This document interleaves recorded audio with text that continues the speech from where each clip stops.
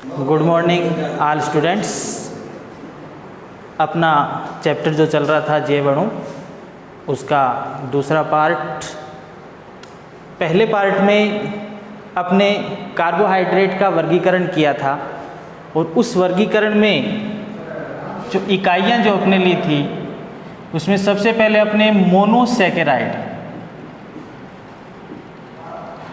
Monosaccharide इकाई की अपने बात की थी, जो आणविक आकार के आधार पे थी। इस मोनोसैकेराइड की अगर अपने बात करें तो मोनोसैकेराइड इकाई जो है वो सरल शर्करा होती है। मोनोसैकेराइड की अगर बात की जाए अपने तो ये सरल शर्करा के रूप में होती है और इसका जल अपघटन नहीं किया जा सकता।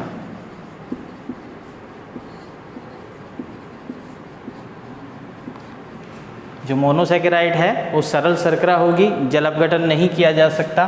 स्वाद के अंदर मीठी होती है ये, और जैसे एग्जाम्पल के रूप में ग्लूकोज,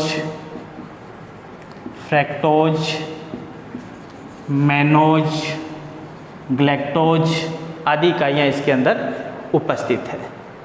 मोनोसैकेराइड को अपने दो भागों में डिवाइड किया जा सकता है, जो इसमें उपस्थित कार्बोनिल समूह के आधार पे होता है। यदि इसमें एल्डिहाइड समूह उपस्थित है या इसमें कीटो समूह उपस्थित है, तो इन दोनों समूह के आधार पे अपने मोनोसैकेराइड को दो भागों में डिवाइड कर सकते हैं। पहला जो इसमें अगर एल्डिहाइड समूह उपस्थित है और दूसरा यदि इसके अंदर कीटो समूह उपस्थित है।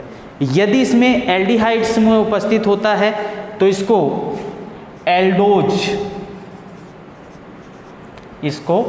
एल्डोज शर्करा के रूप में लिख सकते हैं। यदि कीटो समूह इसके अंदर उपस्थित है तो इसको कीटोज समूह के रूप में बोला जा सकता है।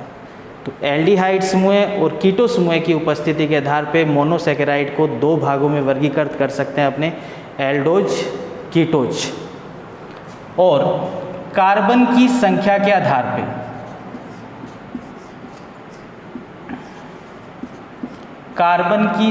के आधार पे यदि 3 कार्बन इसमें उपस्थित है तो उसको ट्रायोज, और यदि ट्रायोज में एल्डिहाइड समूह हैं तो उसको एल्डोट्रायोज, और कीटो समूह है तो उसको कीटो ट्रायोज।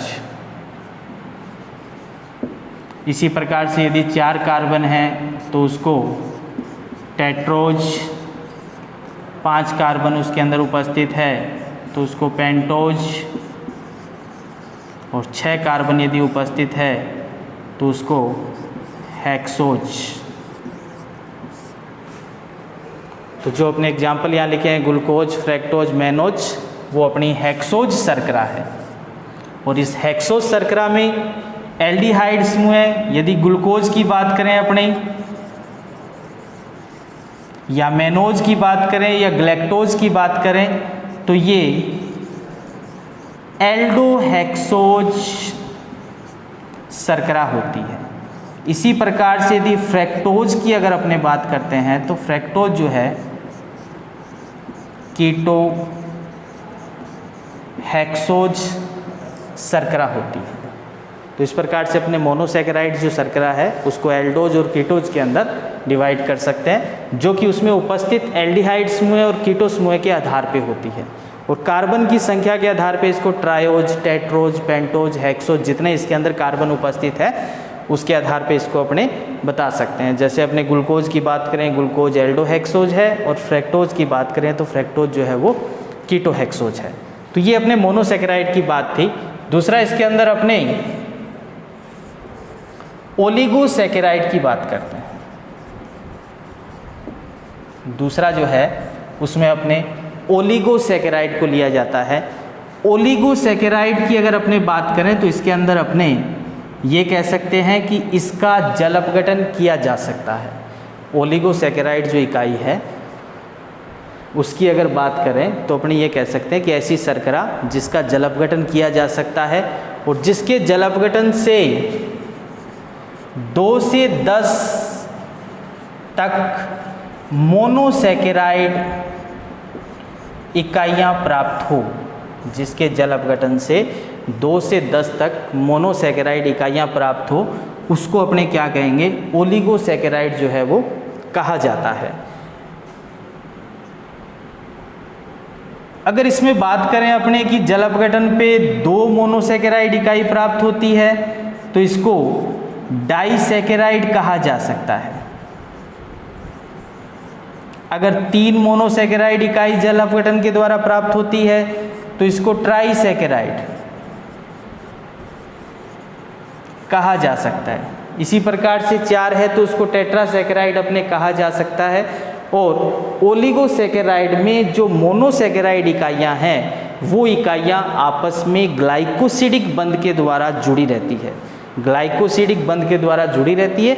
और जब इनका जल अपघटन किया जाता है तो इससे अपने मोनोसैकेराइड इकाइयां जो है वो प्राप्त हो जाती है। जैसे एग्जाम्पल के रूप में अपने बात करें, सुक्रोज जिसका फार्मूला C12H22O11 होता है, यदि इसका जल अपघटन किया जाए तो इससे ग्लूकोज और फ्रक्टोज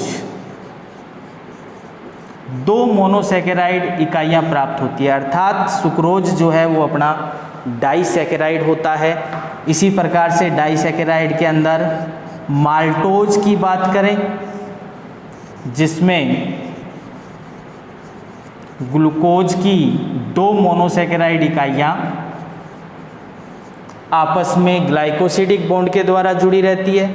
इसी प्रकार से लैक्टोज की बात करें अपने तो लैक्टोज में एक ग्लूकोज और एक ग्लैक्टोज की मोनोसैकेराइड इकाई जो है वो आपस में जुड़ी रहती है। तो इस प्रकार से ओलिगोसैकेराइड इस प्रकार की शर्करा जिसके जल अपघटन में 2 से 10 तक मोनोसैकेराइड अपने को प्राप्त होती है। और यदि इसमें 2 मोनोसैकेराइड इकाई है तो उसको डाइसैकेराइड, 3 है तो trisaccharide. For example sucrose, maltose, lactose जिसके जल अपघटन से अपने को ग्लूकोज प्लस फ्रक्टोज, माल्टोज है तो ग्लूकोज प्लस ग्लूकोज, लैक्टोज है तो ग्लूकोज प्लस ग्लैक्टोज, 2 मोनोसैकेराइड इकाइयाँ प्राप्त होती है। अब तीसरा इसके अंदर जो था आपने वो था पॉलीसैकेराइड। तीसरा जो इसमें अपने प्रकार अगर पढ़ा जाए तो वो है अपना मोनोसैकेराइड, पॉलीसैकेराइड।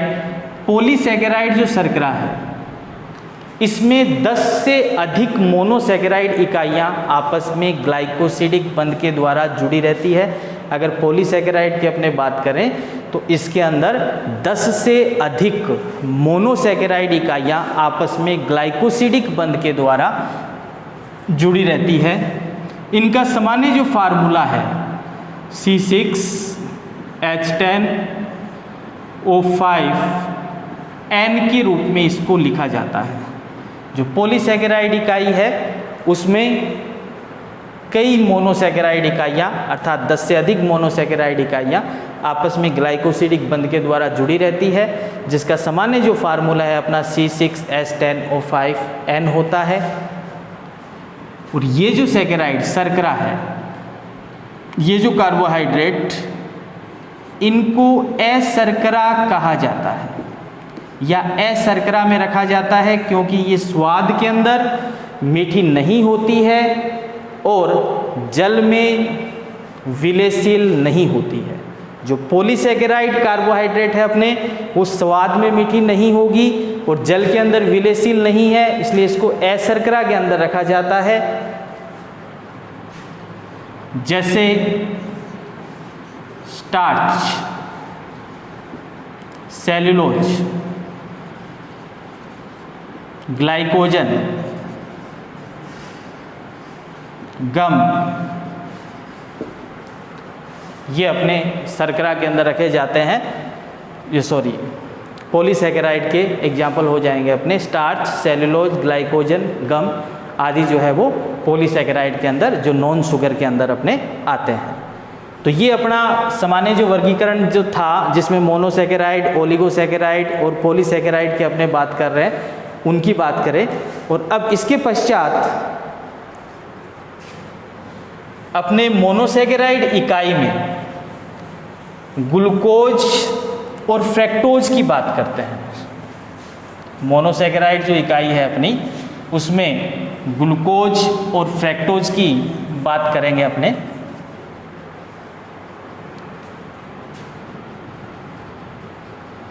तो पहले अपने ग्लूकोज की बात कर रहे हैं या फ्रैक्टोज को अपने ले रहे हैं। तो जो ग्लूकोज इसमें है, ये अपनी एल्डोहेक्सोज शर्करा होती है। जो ग्लूकोज है वो अपनी एल्डोहेक्सोज शर्करा होती है और इसको डेक्सट्रोज भी कहा जाता है। एल्डोहेक्सोज शर्करा, सरल शर्करा, मोनोसेकेराइड, एल्डोहेक्सोज, डेक्सट्रोज, इसको कह सकते हैं अपने। सामान्य जो इसका फार्मूला है C6H12O6, इसका सामान्य फार्मूला है। प्रकृति में मुक्त अवस्था में काफ़ी मात्रा में ग्लूकोज पाया जाता है। मुख्य रूप से अगर बात करें अपने, तो जो भी पके हुए फल है उनके रस के अंदर ग्लूकोज अत्यधिक मात्रा में पाया जाता है। इसके अतिरिक्त ग्लूकोज जो है वो सुक्रोज, स्टार्च आदि में ग्लूकोज की मात्रा जो है वो उपस्थित होती है। अब अपने ग्लूकोज के निर्माण की बात करें कि ग्लूकोज को अपने कहाँ से प्राप्त कर सकते हैं। ग्लूकोज को सामान्य रूप से अपने कहाँ से प्राप्त किया जा सकता है। तो ग्लूकोज को प्राप्त करने की जो अपने विधि है, उसमें पहला जो विधि है वो है सुक्रोज के द्वारा। सुक्रोज जो कि डाइसेकेराइड है, जिसका सामान्य फार्मूला C12H22O11 होता है। तो सुक्रोज के जल अपघटन के द्वारा, या इसको अम्लीय माध्यम में जल अपघटन कह सकते हैं H2SO4 की उपस्थिति में, या HCl के द्वारा जब सुक्रोज का जल अपघटन किया जाता है, C12H22O11 प्लस H2, यहाँ आपने H पॉजिटिव लगा रहे हैं। H पॉजिटिव का मतलब है H2SO4 या HCl अम्लीय माध्यम। इससे अपने को 2 यूनिट प्राप्त होती है, C6H12O6 प्लस C6H12O6, जिसमें एक तो ग्लूकोज मोनोसेकेराइड है और दूसरी जो है वो फ्रैक्टोज मोनोसेकेराइड है। तो इस प्रकार से अपने सुक्रोज के द्वारा, सुक्रोज का जल अपघटन अम्लीय माध्यम में करने से ग्लूकोज मोनोसेकेराइड इकाई जो है वो अपने को प्राप्त होती है।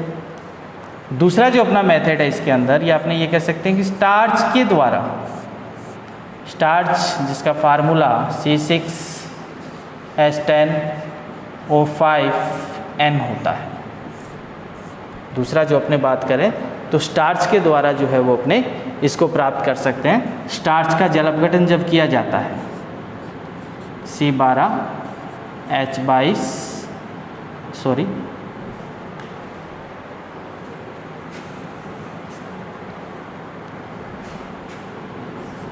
C6H10O5N प्लस NH2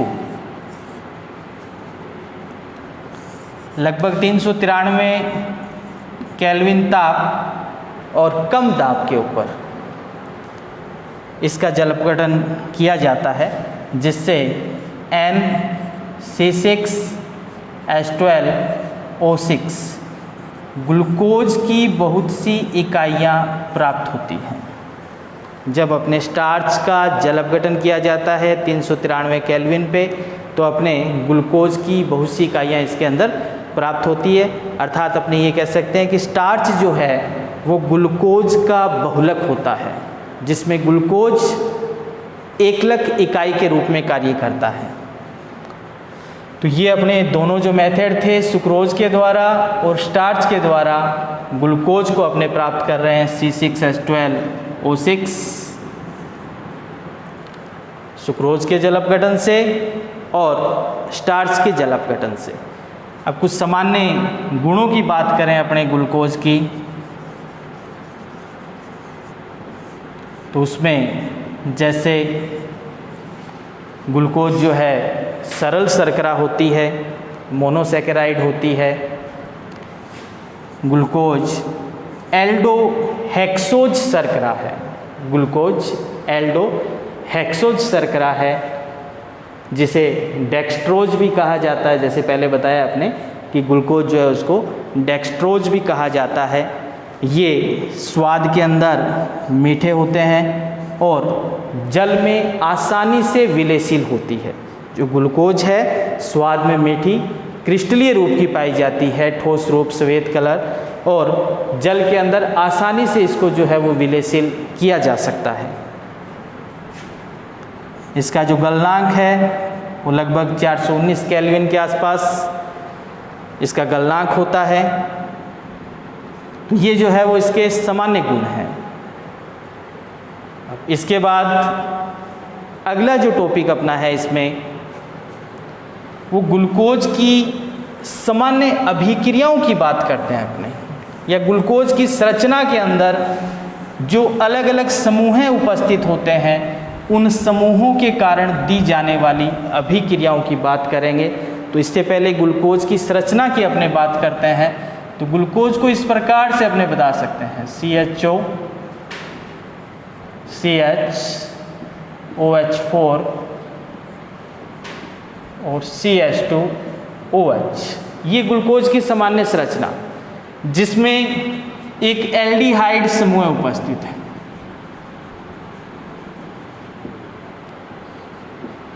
और 4 इसके अंदर द्वितीयक सेकेंडरी एल्कोहलिक समूह उपस्थित है और एक इसके अंदर प्राथमिक एल्कोहलिक समूह उपस्थित है।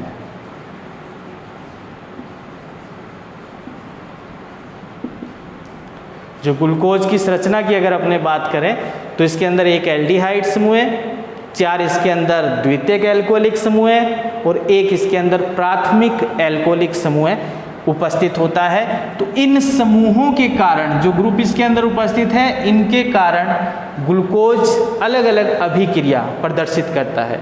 अर्थात प्रत्येक समूह की जो अभिक्रियाएं हैं, जैसे एल्डिहाइड समूह की अभिक्रिया है, या द्वितीयक एल्कोहलिक समूह की अभिक्रिया है, या प्राथमिक एल्कोहलिक समूह की अभिक्रिया है, वो ग्लूकोज के द्वारा प्रदर्शित की जाती है। तो इसमें सबसे पहले अपने अभिक्रिया की बात करते हैं, अपचयन की बात करते हैं। सबसे पहली जो अभिक्रिया है अपचयन की बात करते हैं, रिडक्शन। तो 2 समूहों के द्वारा, 2 अपचायकों के द्वारा अपने इसका अपचयन करते हैं। पहला जो अपचयन है वो अपने HI और रेड फास्फोरस, पहला जो अपचयन किया जाता है वो HI और रेड P के द्वारा अपने करते हैं।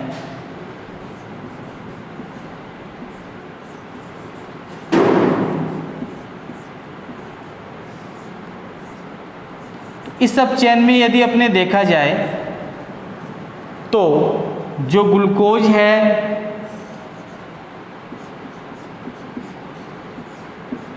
उसका अपचयन करने पर N-हेक्सेन प्राप्त होती है।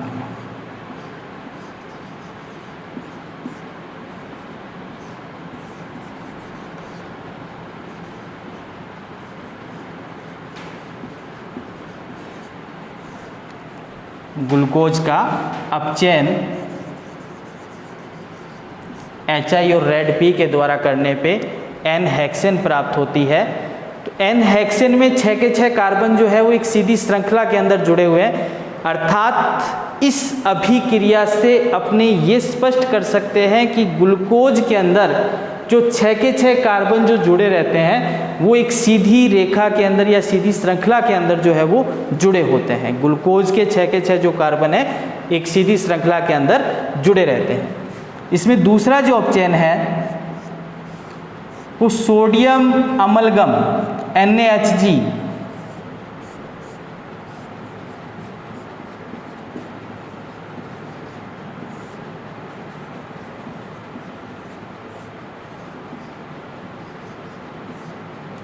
दूसरा जो अपचयन कर रहे हैं अपने वो सोडियम अमलगम के द्वारा किया जाता है।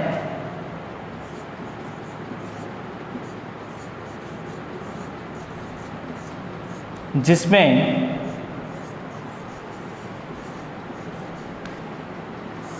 केवल एल्डिहाइड समूह जो है वो अपचयित होता है और एल्डिहाइड का अपचयन जो है वो अल्कोहल में होता है, अर्थात यहाँ पे प्राथमिक एल्कोहलिक समूह अपने को प्राप्त होता है। बाकी जो समूह हैं वो ऐसे कैसे रह जाते हैं इसमें, अर्थात इससे सार्बिटोल का निर्माण होता है, अर्थात इससे सार्बिटोल प्राप्त होता है। तो इस अपचयन के द्वारा या इस अभिक्रिया के द्वारा अपने ये स्पष्ट कर सकते हैं कि ग्लूकोज के अंदर एक एल्डिहाइड समूह जो है वो उपस्थित होता है, क्योंकि एल्डिहाइड समूह का यहाँ पे अपचयन हो रहा है अल्कोहल के अंदर। तो इस प्रकार से अपचयन के अंदर दो प्रकार के अपचयन करते हैं, जो दो गुणों के बारे में ये कह सकते हैं। ग्लूकोज की संरचना के दो गुणों की व्याख्या करती है कि इसके अंदर प्रत्येक कार्बन जो है वो एक सीधी रेखा में जुड़ा हुआ होता है और दूसरा इसके अंदर एक एल्डिहाइड समूह उपस्थित होता है। तो इससे आगे की अभिक्रिया अगले वीडियो के अंदर। धन्यवाद।